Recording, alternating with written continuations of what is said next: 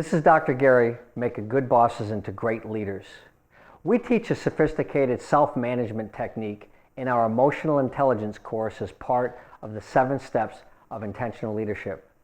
In one workshop years ago, this technique was shared with several general managers.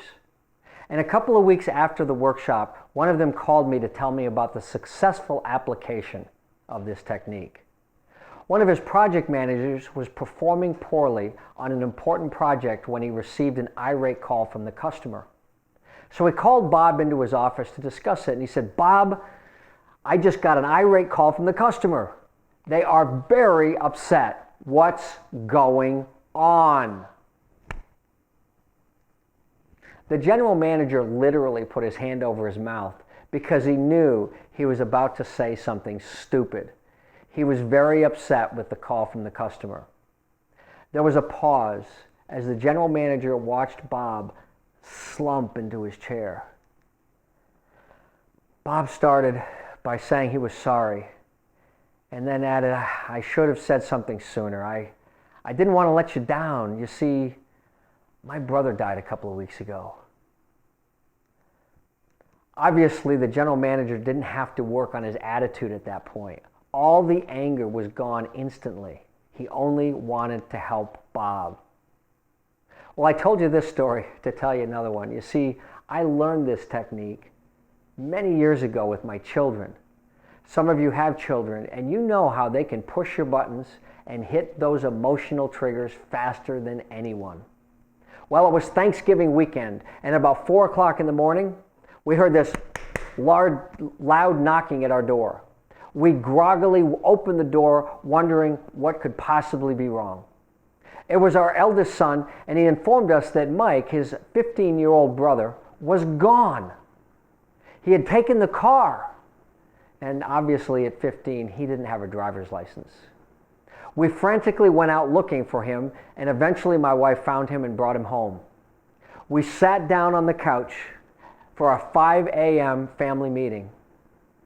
I looked at Mike and I said, "Mike, you left the house in the middle of the night without permission. You stole the car.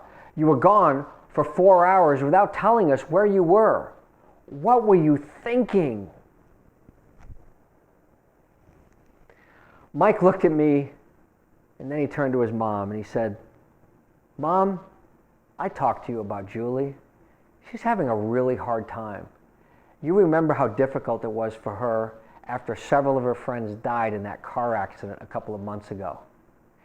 She had called me around 12:30 and told me she had a fight with her mom and was really struggling. Well, based on the way she sounded, I decided to go over there and talk with her. I had to decide whether to wake you guys up and get all the parents involved or just go over and talk to her myself.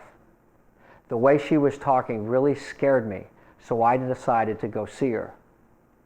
I'm ready to accept the consequences of my actions." I sat there quietly dumbfounded. I turned towards Mike and realized that what he had done was wonderful. Yes, he did something wrong, driving illegally. And maybe this was just the best story ever. But we were willing to give him the benefit of the doubt. So we agreed to support his decisions in the future by helping him so he didn't have to do anything illegal. And then we told him to go to bed.